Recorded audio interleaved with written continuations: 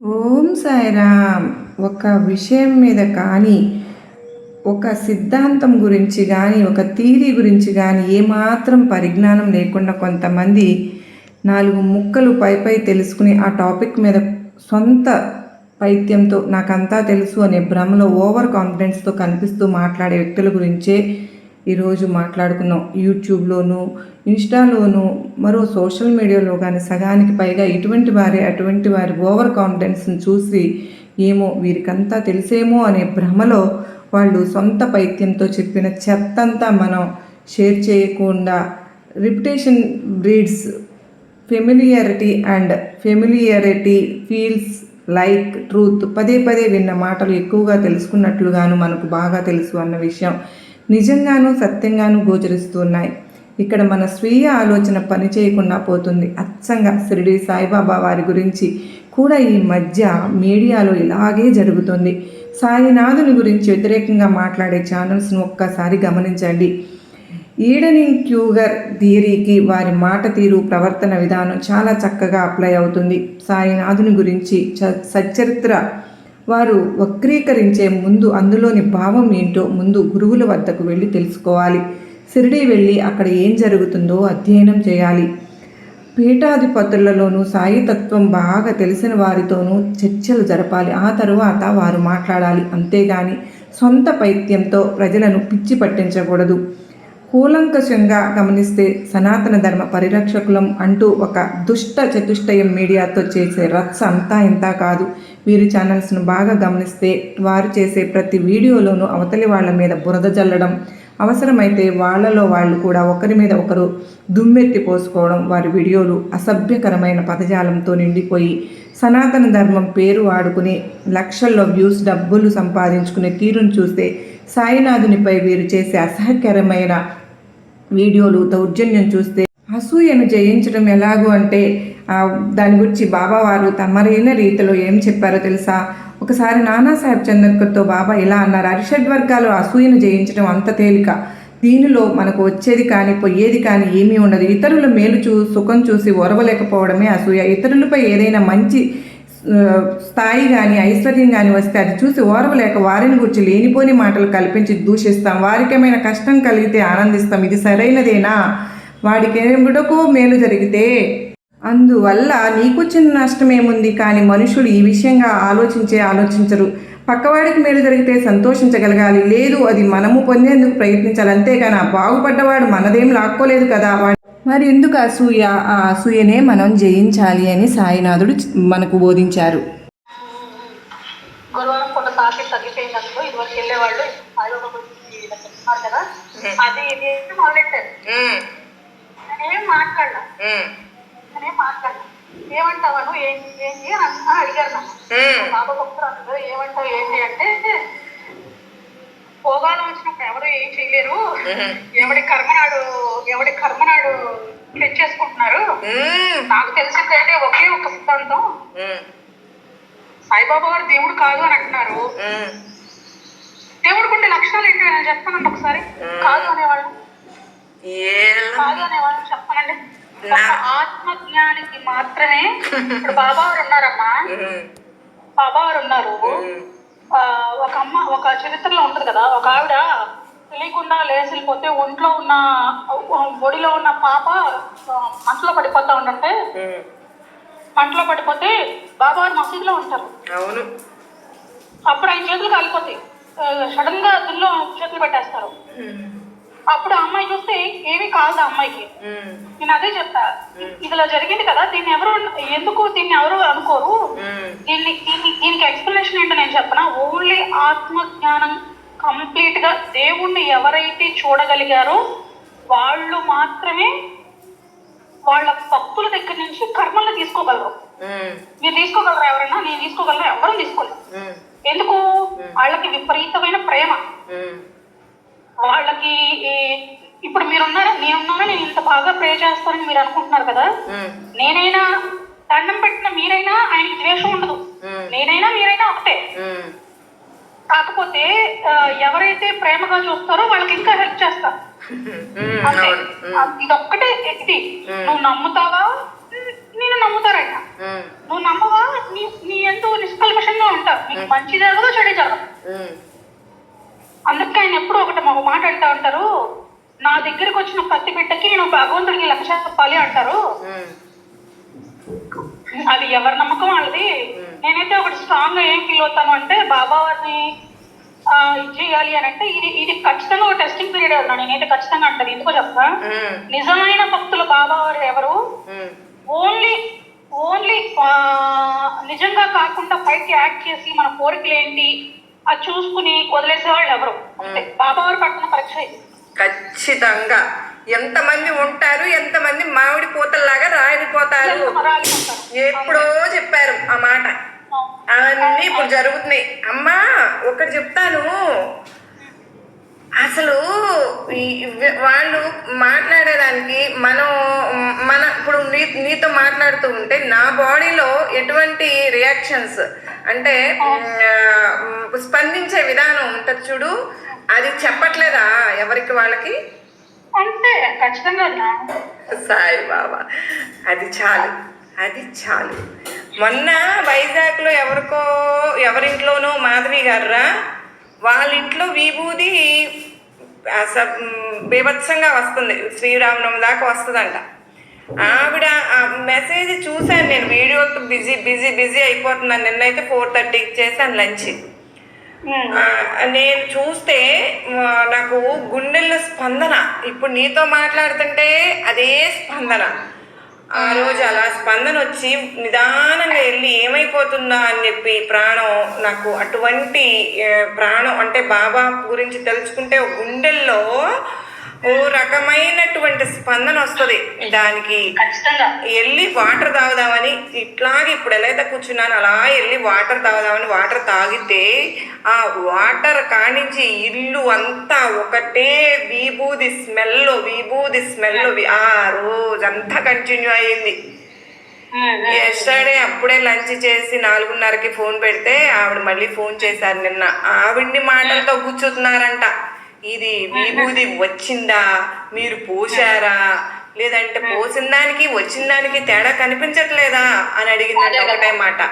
అంటే నేను ఒకటే మాట చెప్పా, మాట్లాడే వాళ్ళని మాట్లాడి అమ్మ, ఈ ఒక్కరోజు నువ్వు చెప్తావు మాధవి అక్క నేనెవరో నన్ను నువ్వు చూడలేదు అని చెప్పి ఒక్కరోజు నువ్వు చెప్తావు, నాలో వచ్చినటువంటి మార్పు ఆ రోజు ఇప్పుడు రమ్మంటే రాదే, ఇప్పుడు రాదే నువ్వు మరి విభూతి స్మెల్ ఇప్పుడు రాదేంటి? నాకు ఆ రోజు ఎంత అది చెప్పా, అసలు ఎంతో సంతృప్తిగా నాకున్న బిజీ అంటే నేను చేసేది బాబా కార్యక్రమంలోకి వెళ్ళి అవతల వాళ్ళది ఓర్పుగా వినడం నేర్పారమ్మ. నాకు ఓర్పుగా వినడము, నన్ను అసలు మంచి స్థితికి ఎటువంటి ఇది నువ్వు చూస్తున్నావు కదరా నన్ను, ఇప్పుడు నీతో మాట్లాడుతుంటే ఎటువంటి అంత నా బిడ్డలుని నేను ప్రౌడ్గా ఫీల్ అవుతున్నా. నాను బంగారు తల్లి ఎంత జ్ఞానంతో మాట్లాడుతుంది, బాబా ఎటువంటి జ్ఞానాన్ని ఇస్తున్నారు తన బిడ్డలకి అని నేను నిన్ను చూసి ఇప్పుడు నీ మాటలను చూసి నేను ఎంత ప్రౌడ్గా ఫీల్ అవుతున్నానంటే అంత ప్రౌడ్గా ఫీల్ అవుతున్నాను. మనలందరిలో ఉండేది ఒకటే ఆత్మ, అది బాబా ఆత్మ. బయట ఉండే ఆ ఆత్మకి కనెక్ట్ అయితేనే ఆ బాబా భాష మనకు అర్థమవుతుంది. భాష మనకు అవుతుంది. ఆయన తాలూకా ప్రేమ కానీ ఆయన తాలూకా ద్వేషం కానీ, ద్వేషం కూడా అర్థమవుతామా ఖచ్చితంగా. ఇప్పుడు అదేగా చెప్పాను.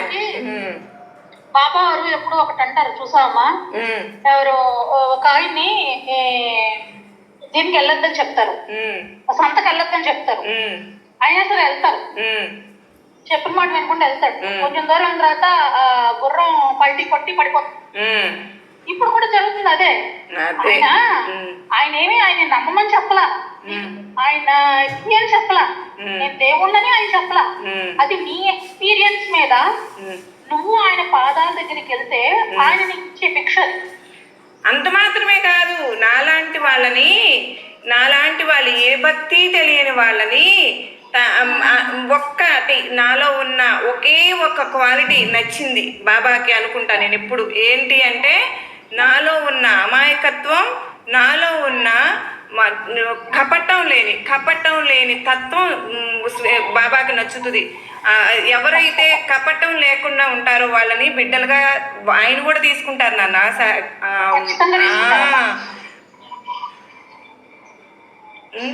ఖచ్చితంగా తీసుకుంటాం. అవును. ఇంకేంటమ్మా, మనం అసలు కొంచెం కూడా బాధపడాల్సిన అవసరం లేదు. అసలు బాధ కాదు. అసలు ఇప్పుడు నేను అందుకే బాధతో చెయ్యట్లేదమ్మా.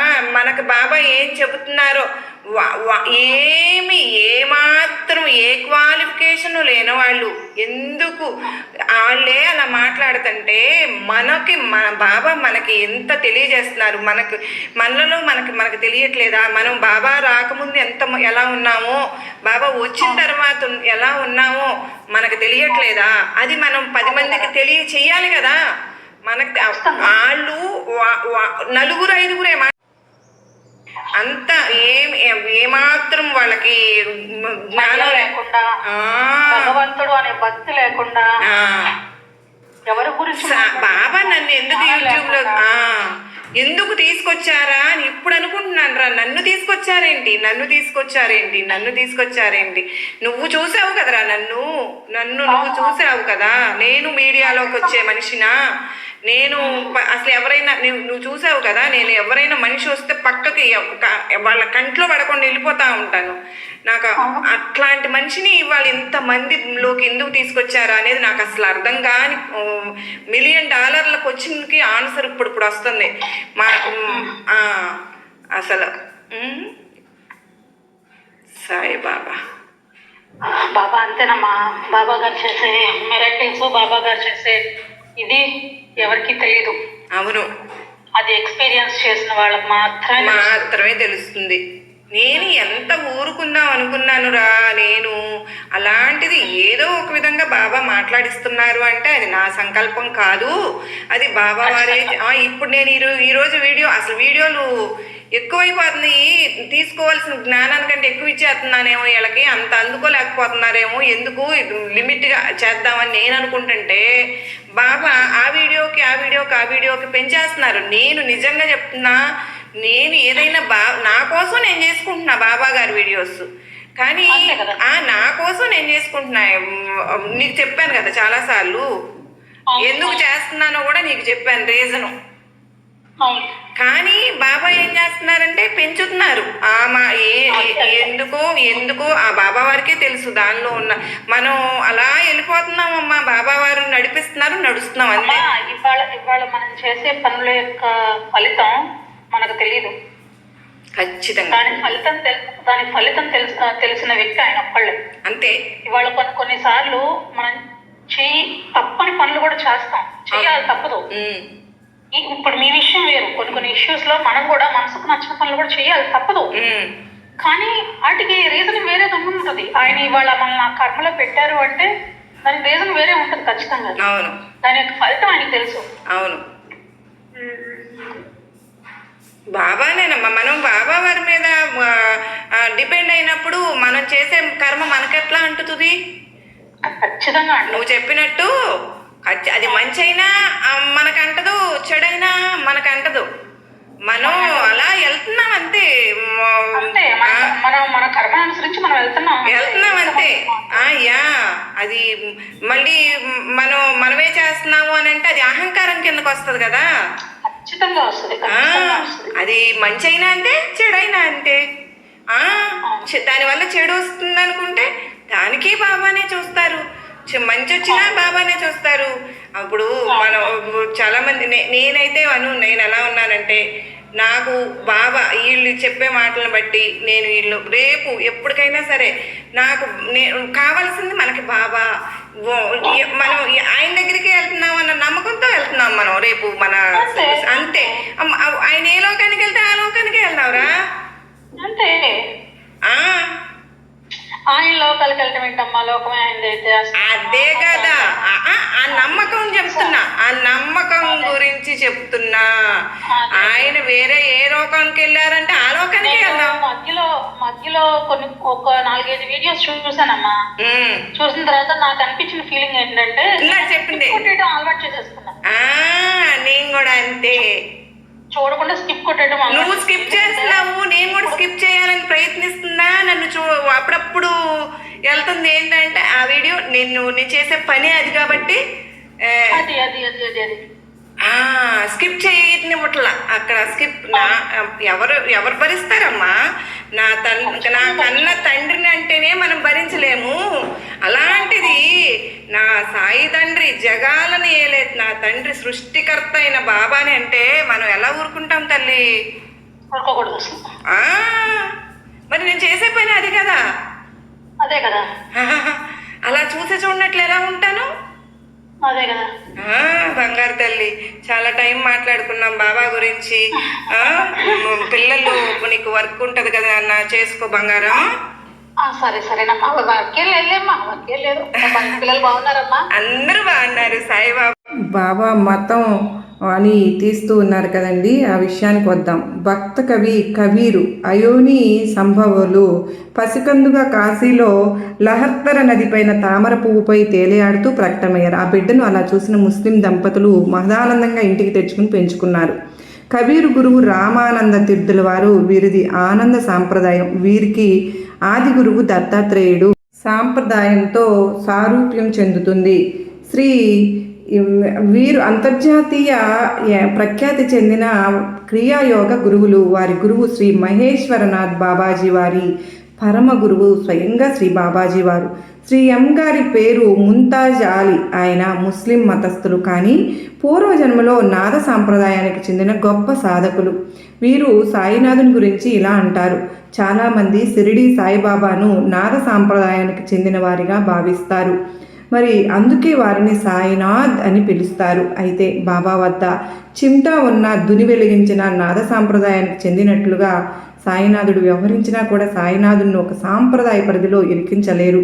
ఎందుకు అంటే వారి ఆధ్యాత్మిక శక్తి మహోన్నతమైనది అని అంటారు.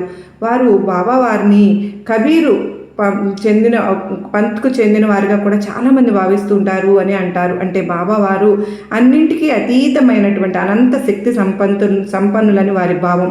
అదే దత్తాత్రేయ తత్వం, అన్నింటికీ మూలమైన తత్వం, భగవత్ తత్వం. కొన్ని జన్మలే పట్టవచ్చు బాబా వారి గురించి పూర్ణంగా తెలుసుకోవాలి అంటే. ఆ లోతు మనకు అవగతం అవ్వాలి అంటే ఆషామాషి కాదు, పుస్తకాల్లోనూ దొరకదు. ఎంతో సమయాన్ని వెచ్చించి కొన్ని సంవత్సరాల పాటు సాధన చేయాలి. కాదు కొన్ని జన్మలే పట్టవచ్చు. సాయినాథుని గురించి పూర్ణంగా తెలుసుకోవాలి అంటే శ్రీపాదస్వామి ఒక సందర్భంలో ఒక యోగితో, మున్ముందు నేను సాయిబాబాగా అవతారం తీసుకున్నప్పుడు నువ్వు సత్ గాడ్గి మహారాజుగా వస్తావు, అప్పుడు నన్ను వచ్చి దర్శిస్తావు అని చెబుతారు. ఆ చరిత్రలోనే శ్రీరామచంద్రమూర్తి హనుమంతుల వారు కలిసి ఒక అవతారంగా సాయినాథునిగా భూమిపై అవతరిస్తారని చెప్పబడి ఉంది. ఇది శ్రీపాద స్వామి చరిత్ర. ఈనాడు వ్రాసింది 700 సంవత్సరాల క్రితం శ్రీపాదుల వారు సశరీరంగా ఉన్నప్పుడే ఆయన భక్తిని చేత వ్రాయబడింది. కనుక ఇప్పటికైనా సాయిని విమర్శిస్తున్న వారు అంతా కళ్ళు తెరవాలి. సాయినాథుని ఆహార్యంలో 2 మతాల చిహ్నాలు కనిపిస్తాయి. ఆయన మసీదులో నివసిస్తున్న దాని పేరు ద్వారకామాయి. అందులో తులసి బృందావనము, నిరతాగ్నిహోత్రము, దీపాలంకరణ, సత్యనారాయణ వ్రతము, గురు పూజలు జరుగుతూ అంగరంగ వైభవంగా శ్రీరామనవమి ఉత్సవాలు. అలానే మసీదులో నింబారుకు పూలమాలలు వేయించేవారు. బాబా ముస్లింలు, హిందువులు అదే మసీదులో ఎవరి తరహాలో వారు ప్రార్థనలు చేస్తూ ఉండేవారు, కలిసిమెలిసి ఉండేవారు. ఇంతలాగా మత సమైక్యతను ఆయన పాటుపడ్డారు కదా. ఇతర మతాలలో వారికి ఆధ్యాత్మిక జ్ఞానం ఇచ్చి ఇరు వర్గాలలో కూడా బాట వేశారు ముక్తికి. తాను మరణించి మరలా జీవించారు, మరణించిన వారిని బ్రతికించారు. నిజమైన మహాత్ములు సర్వజీవుల్లోనూ ఆత్మనే చూస్తారు, వారి మతాన్ని కాదు. అదే బాబా వారు చేసింది. కానీ మనము మహాత్ములను కూడా మతంతోనే చూస్తాం. మన మతం మన ఎదుగుదలకు దోహదపడాలి కానీ వినాశనానికి కాదు. స్వమతాభిమానం ఉండవచ్చు కానీ మత పిచ్చి కాదు. మతం పిచ్చి మతోన్మాదానికి దారితీస్తుంది. మతోన్మాదికి తీవ్రవాదికి పెద్ద తేడా ఉండదు. ఎందుకు అంటే ఇద్దరూ చేసేది దేశద్రోహమే, వసుదైక కుటుంబమే. సాయి బోధించిన తత్వము. అహమాత్మ గుణాకేశ సర్వభూతాశయస్థిత అన్నారు కదా ఆ నీలమేఘశ్యాముడు. United we stand, divided we fall. కలిసి ఉంటే కలదు సుఖం. దేశమంటే మట్టి కాదోయ్, దేశమంటే మనుషులోయ్. ఆ మనుషులది ఏ మతమైనా వారి దేశం ఒక్కటే. నా దేశం భారతదేశం, భారతీయులందరూ నావారే. సర్వ జీవ జడ పదార్థాల్లో ఈ విశ్వమంతటా వ్యాపించి ఉన్న ఆ చైతన్యానికి మరో పేరే మన సాయినాథుడు. అందరము మనం సాయినాథునికి జై, సాయినాథ్ మహారాజ్ కీ జై అని పలుకుదామా. సర్వే జనా సుఖినో భవంతు, లోకా సమస్త సుఖినో భవంతు.